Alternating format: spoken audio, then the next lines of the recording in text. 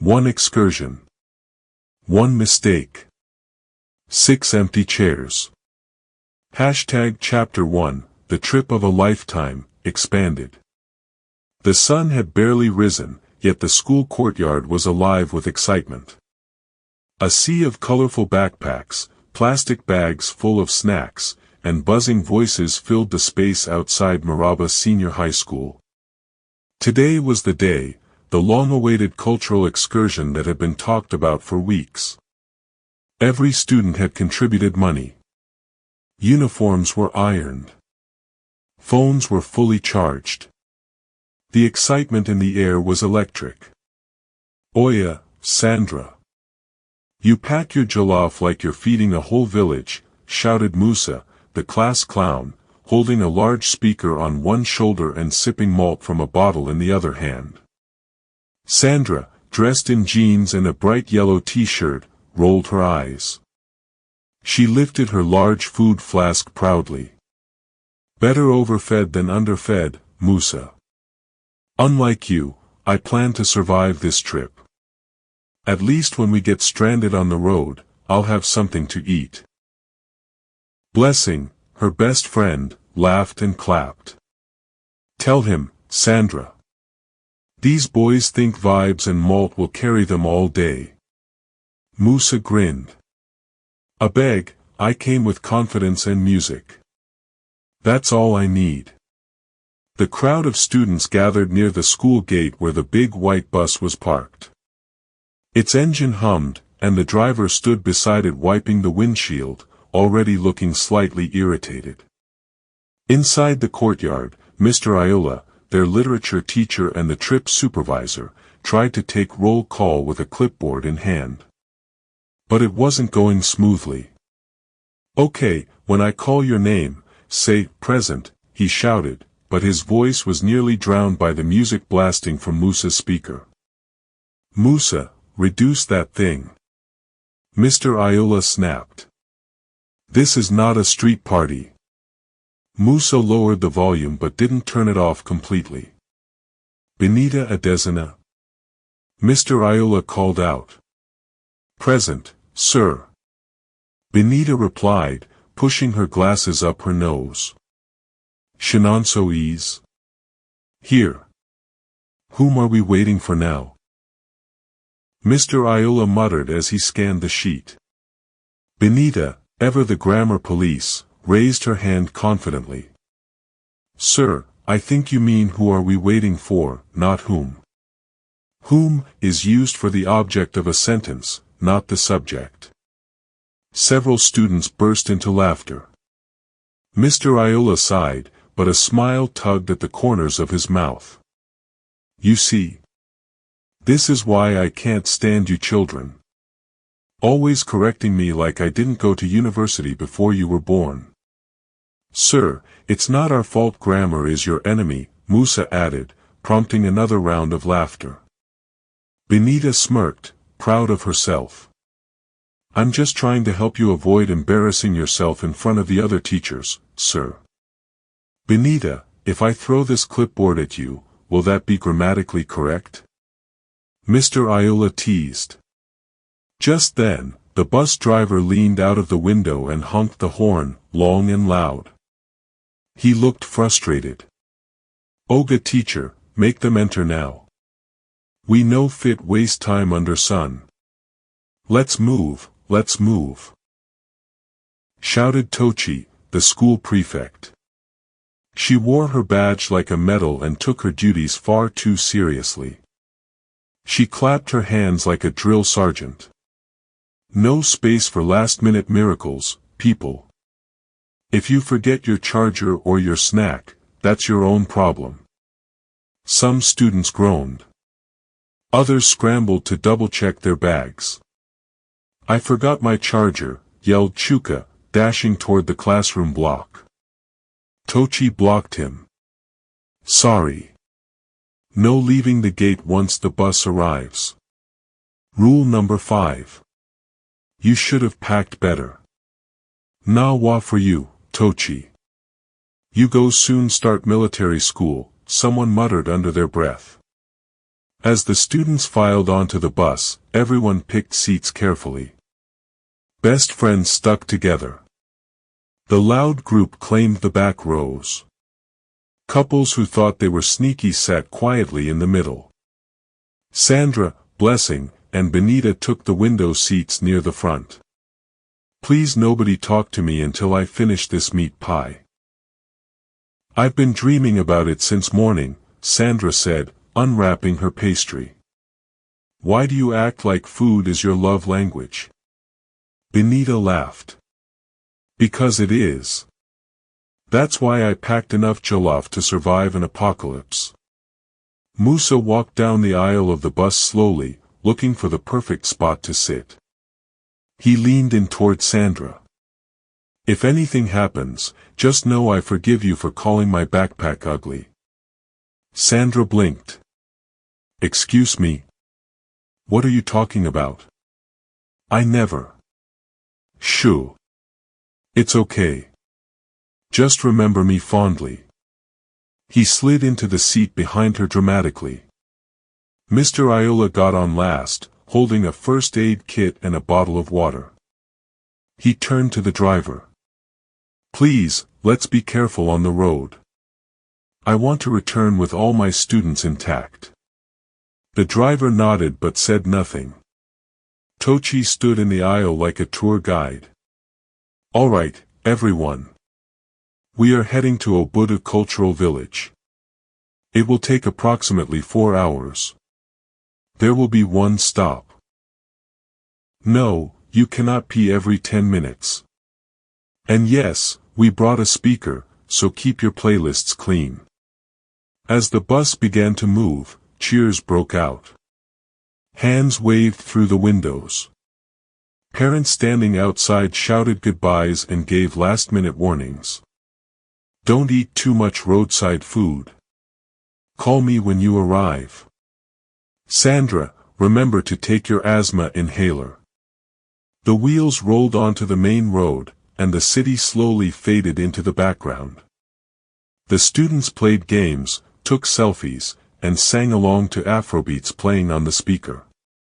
For now, everything was perfect. The sun was up. Spirits were high. Nobody knew what lay ahead. Chapter 2, Signs We Ignored, expanded. The journey had been smooth so far. The students were deep into their snacks and gossip. The air was filled with laughter, music, and the occasional shout of, "Pass me chin chin," or, "Your head is blocking the view." But somewhere after the second toll gate, things began to change. Without warning, the sky, which had been a bright blue just moments before, started to turn a dull, steel gray. The sun vanished behind thick clouds. The atmosphere shifted. David, who was sitting by the window, leaned forward and squinted outside. "Aha, why is everywhere suddenly looking like a horror movie?" he whispered, his voice barely louder than the hum of the bus engine. He nudged Sandra, who had been busy scrolling through her phone. She looked up, frowned, and slowly sat upright. The sky was unusually dark for early afternoon. The trees lining the road seemed still, too still. Even the other cars on the road had started turning on their headlights. "This weather no day fear you?" she asked, lowering her voice. "I swear, it's giving Final Destination vibes." Blessing turned around in her seat, hearing the words. "I beg, don't say that kind of thing. You want to scare everybody." Musa leaned into the aisle from his seat in the back. "Relax. It's just clouds. Maybe rain is coming. Or maybe Nigeria just changed the sun schedule. Anything is possible in this country." The joke made a few students chuckle nervously, but the unease in the bus was spreading like cold air. At the front of the bus, Mr. Iola, who had been flipping through his notebook and jotting things down, closed it slowly. He took off his glasses, rubbed his eyes, and looked out the front windshield. This is strange. The forecast didn't mention anything about rain, he murmured. Then, he stood up, steadied himself, and turned to face the students. I think we should say a short prayer. Just to cover the rest of the journey. It's never too late to ask for God's mercy. Some of the students nodded in agreement. Yes, sir. That's a good idea, said Tochi, the prefect, suddenly quieter than usual. She clasped her hands, ready to lead it. But Musa laughed again, louder this time. Sir, with all due respect, prayer won't fix Nigerian potholes. Let's just make sure this driver has 2 eyes open and both hands on the wheel. That's the real miracle we need. A few students laughed nervously. Even the driver smirked but kept his eyes on the road. Mr. Iola sighed. You think everything is a joke, Musa. One day, life will humble you. Sir, I'm already humbled every time I open my wallet. That's enough for now. Despite the joke, some students closed their eyes briefly and whispered their own private prayers. Benita muttered, God, just carry us safely, I beg. I haven't even submitted my university application yet. The bus continued moving forward, but the tension inside was growing. The sky outside looked like it was preparing for something. It wasn't just dark, it was heavy, like it was pressing down on the earth. Suddenly, with no warning, the right tire of the bus dropped into a deep pothole. The bus jolted violently to one side. A loud metallic sound rang out from underneath. Jesus, someone screamed. Sandra grabbed the back of the seat in front of her. David hit his head lightly against the window. Snacks went flying. A bottle of water rolled to the front. The music paused for a second as Musa's speaker tipped and fell. Who built this road? A goat? Shouted Chuka, holding onto the headrest in front of him. Benita held her chest. Chai. If this bus survives this journey, I'm giving testimony in church next Sunday. I'm not even joking. The driver muttered something under his breath in Yoruba, adjusted his grip on the wheel, and carefully steered the bus back into its lane. That pothole was a trap. If he didn't hold the steering properly, we for land inside bush, said Blessing, still wide-eyed. This is your sign to take prayer seriously, whispered Sandra to Musa. Musa pretended to dust himself off dramatically. All right.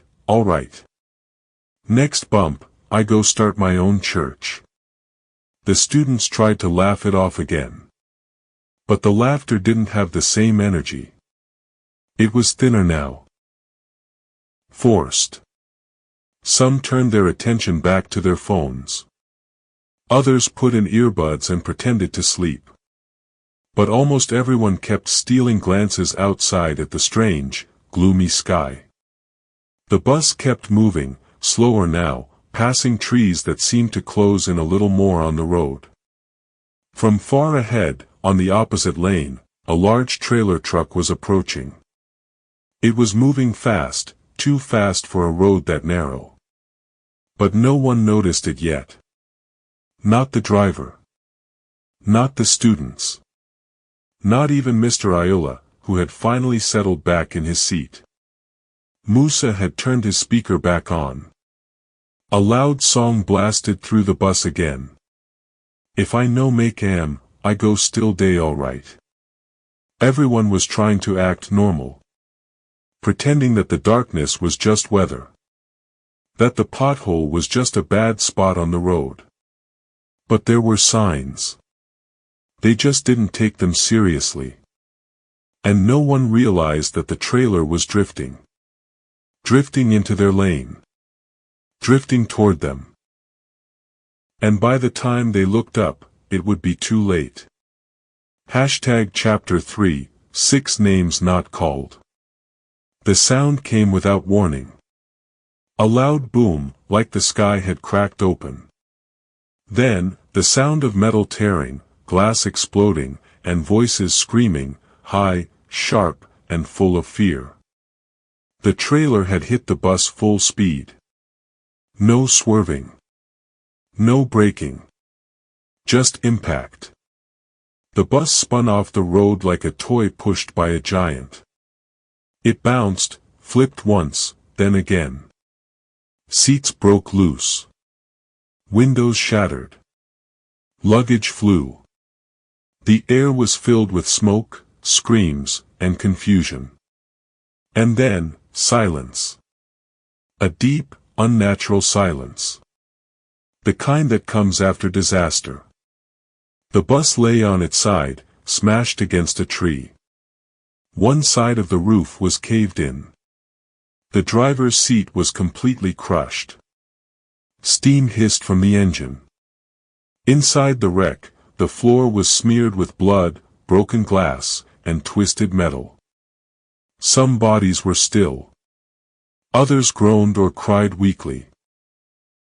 From the side door that had been flung open, Tochi, the school prefect, dragged herself out. Her white shirt was soaked with blood at the shoulder, and her left arm hung limp. She gasped, coughing, trying to call for help. Her voice cracked with panic.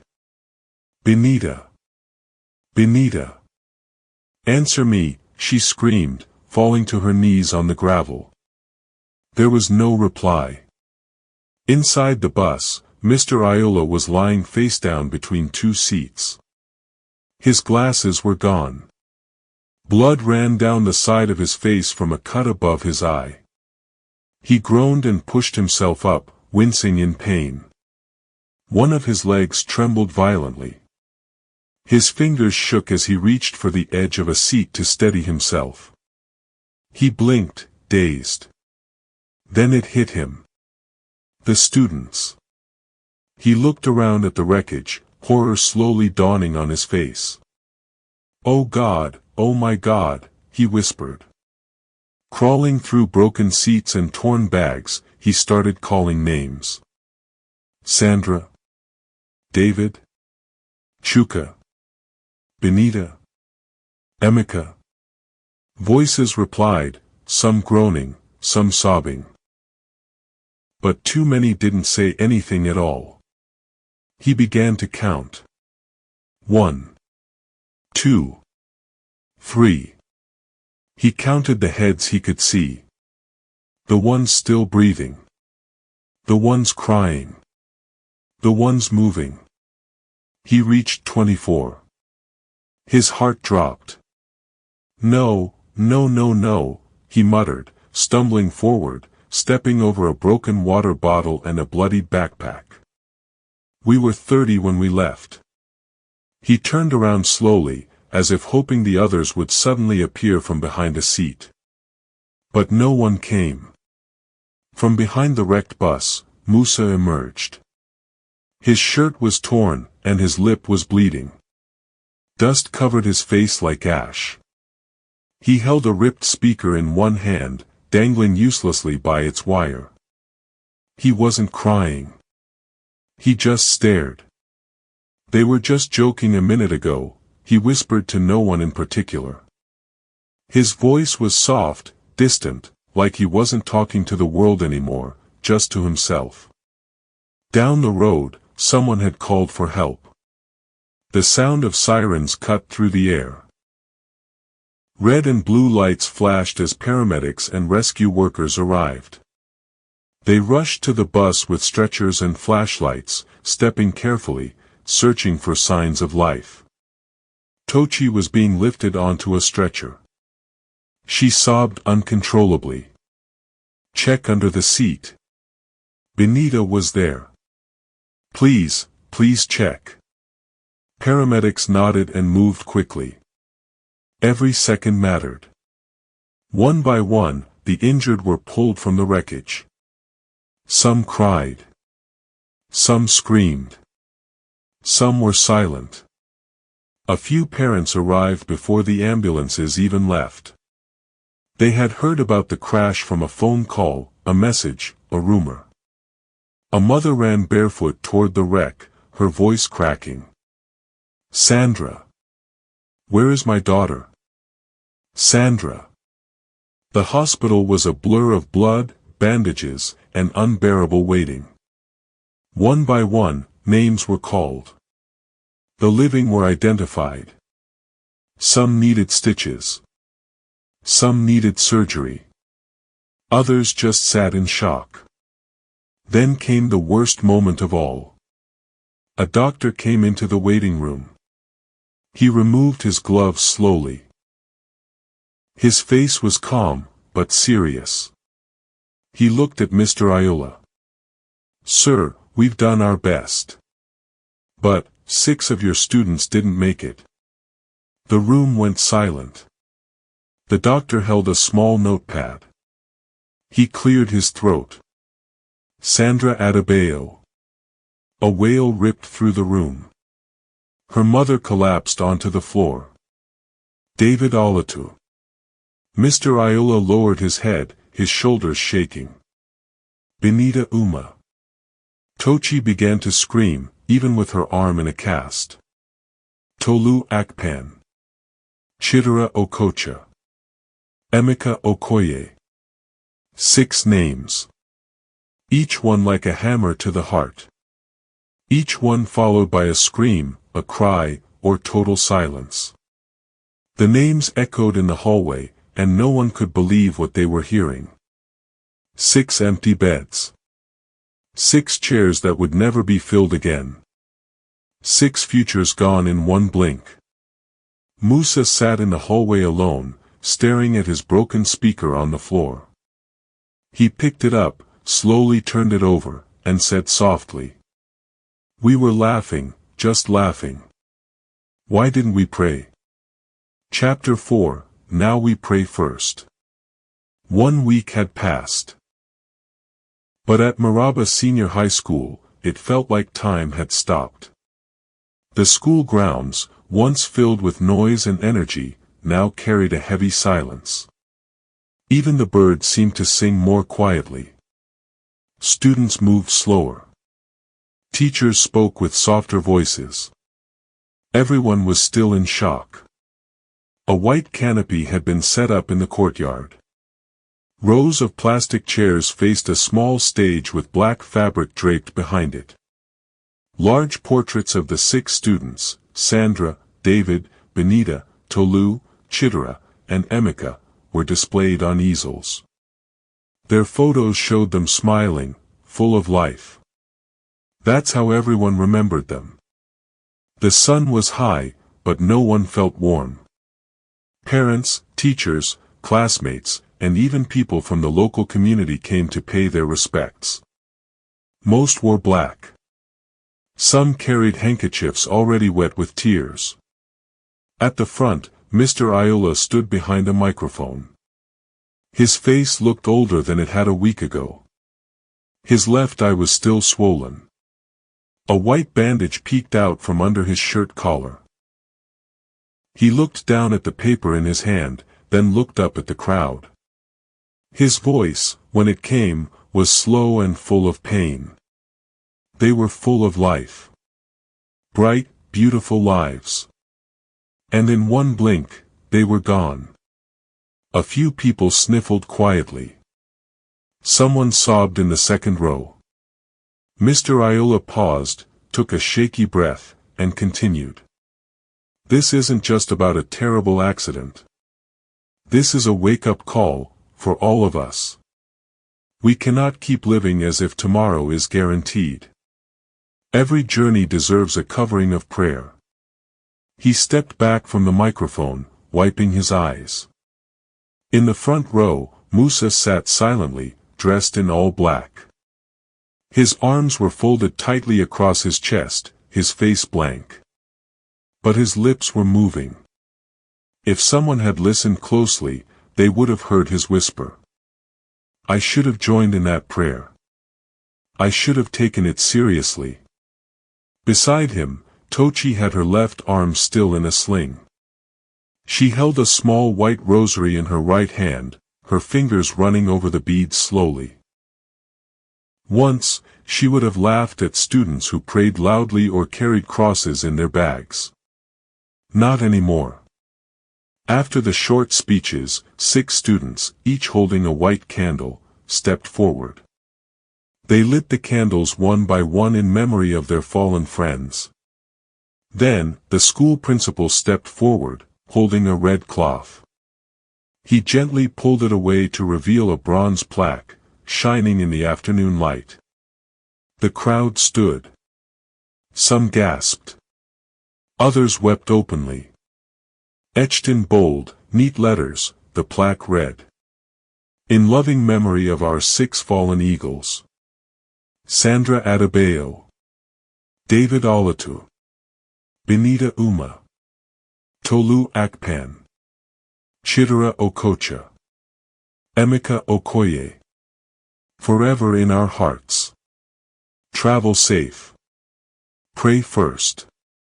There was a long moment of silence. Birds flew overhead. Wind rustled through the trees. Somewhere in the back, someone began softly singing an old hymn. Till we meet again. Voices slowly joined in. Teachers. Students. Parents. A soft chorus filled the courtyard. Even those who didn't know the words hummed along, heads bowed. Later, after the crowd began to thin out, some students remained standing by the plaque. Some touched the names carved into the metal with trembling fingers.